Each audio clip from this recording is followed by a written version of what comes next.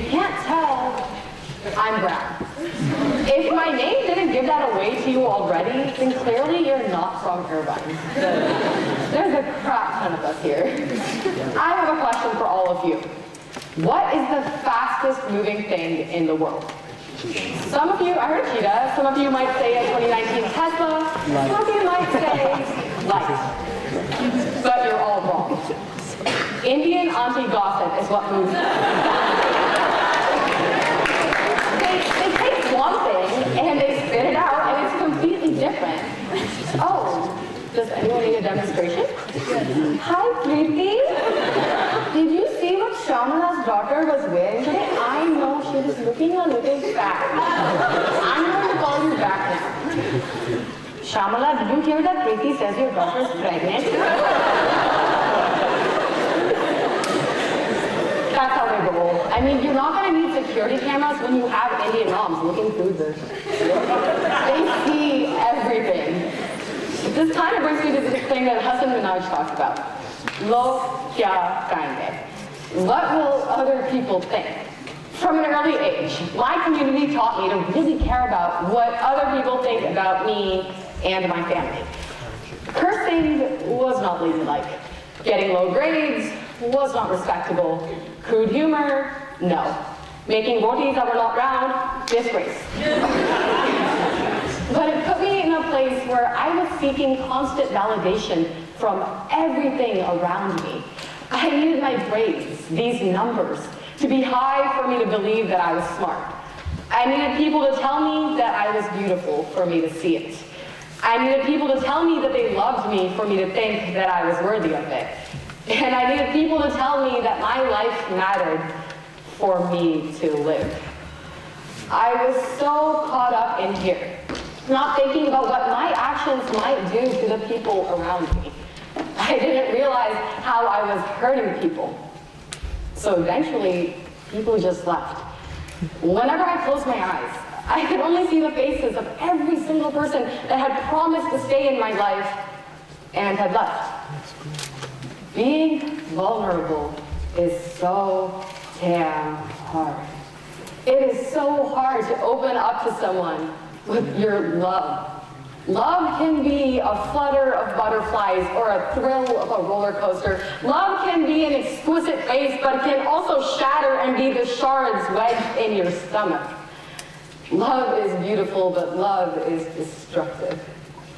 When you look at someone through love-eyed lenses, you can't see all the red flags. I started pushing away from people before they could even hurt me. So I was missing out on happiness in my attempts to defend myself. It's kind of like I was in a forest, and I'm just running from these lions, right? Like these lions are chasing me, and I pick up a stick and I throw it and they don't stop. So then I pick up a boulder and I throw it and they won't stop. So then I pick up a tree and I throw it and they won't stop. And I'm just like, okay, now what? But then I realized, I can scare them off like I scared off my last relationship. I love you.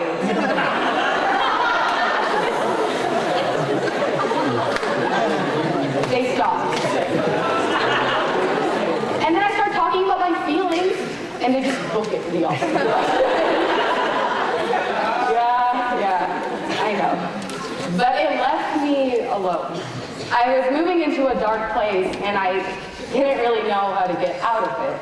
You see, monsters, they don't sleep under your bed. They scream inside of your head, and all I ever heard was, no one wants you here, why are you alive? So I looked to people around me in desperation. And in that desperation, I saw good where there was none. I saw good where there was only evil. I saw an angel in a devil. And you know what a devil does? A devil drags you down and makes you burn, and burn I did, and suffer I did. And I told myself, it's okay. You know, they didn't mean to hurt me. They're good people, but it doesn't take away from the fact that they hurt me. I was waking up every day to face the same demons that left me trembling the night before, and I was done with it. In my book of life, I wanted to tear out the one page with all the pain in it. it wouldn't tear. So I thought it was easier to throw the entire book in the fire and watch it burn. I was in so much pain. I mean, it hurt to live, but I was too scared to die, so to be or not to be, I didn't know. My mom rushes into my bathroom, and I'm just crying. And I'm telling her that it hurts so much, Mom, like, I don't want to be alive. I'm sorry, I can't take this. And she looks at me, and you know, you'd expect like at least a little bit of sympathy. None. None. She looks at me, and it's not really kindness. It's not really compassion or sympathy or pity or anything normal, but it's determination. It's like when she saw me at my lowest, she already knew that I could get up from there. She already knew that when you hit rock bottom, the one way you have to go is up. So the next day, I tried for her. Something you may not know about me is that I'm a total skincare junkie. So I wash my face and do my whole skincare routine, put coconut oil in my hair, and I look at myself in the mirror and I just burst into tears. Because doing that small thing for myself, it made me feel like I was in control of my life again. And it was an incredible feeling. A few weeks later, I'm packing up with one of my friends, and he's like, Amirta, how are you? And I'm like, yeah, I'm okay, I'm actually thriving.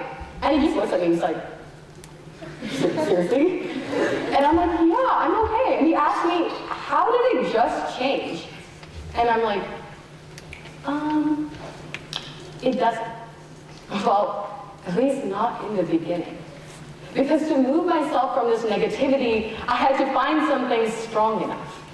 When I was fighting against myself, what's going to win? I found my passion. Writing speeches as part of my speech and debate team. Coaching children with autism in sports. Running a beauty account. Giving advice to my friends, unsolicited and free. I love to communicate. That was my passion.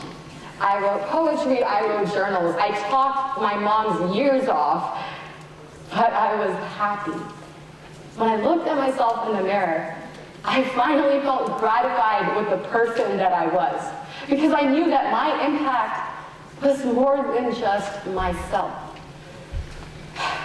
I mean, look, the number of times that I've held back tears, the number of times that I said it's okay when it really wasn't, the number of times that I've crawled out of bed when I thought I couldn't, the number of times that I painted on a different face to go see my friends, the number of times I survived pain that I thought I couldn't, I did it. We've survived 100% of our bad days. I mean, that breath is the evidence that we did it. Place your right hand over your heart. If you can't feel it there, put 2 fingers on your arm. That's your pulse. In my darkest moments, when I couldn't hear my parents, my teachers, my friends, or anyone, this was the one thing I heard. In my ears, as if it was telling me, Amirta, you're here for a reason. Don't give up now. And I understand now. I understand that when it is right, everything that I reach for will reach back for me with the same conviction. I understand that when it is right, everything that I love will love me back with the same power.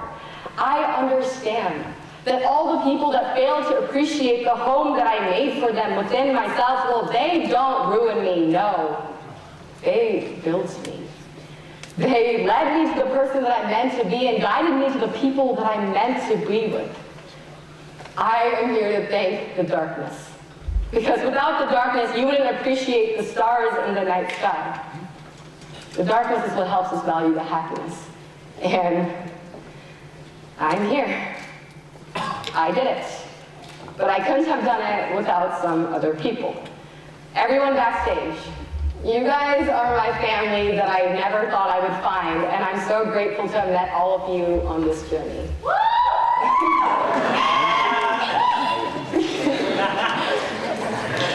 Ananya and Padma, you guys are my blood sisters, and I know that wherever we go in life, we can always fall back on each other.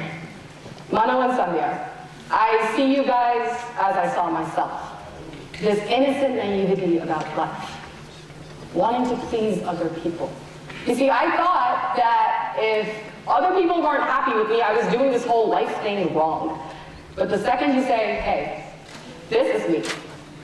I have problems, and I'm trying to move past them. You can stick with me or yours that way. That's the second your life will be free. Guard your heart, because it is your most prized possession. Gabe. So this kid has been in my TA for 6 years, and I feel really bad for him, but he's the one that taught me to open a positive discussion in my own mind. Instead of saying things like, oh my gosh, my life sucks, he taught me to say things like, oh, today's not that great. Tomorrow might be better. Lauren, Nellie, Sagar, and Isa. You guys opened your arms to me when I didn't know who I was running from or where I was running to, and you caught me and you said, Amirta, we got you. And we're gonna get you past this. And I'm so grateful that you guys did this for me. Love you, we love you. Me too.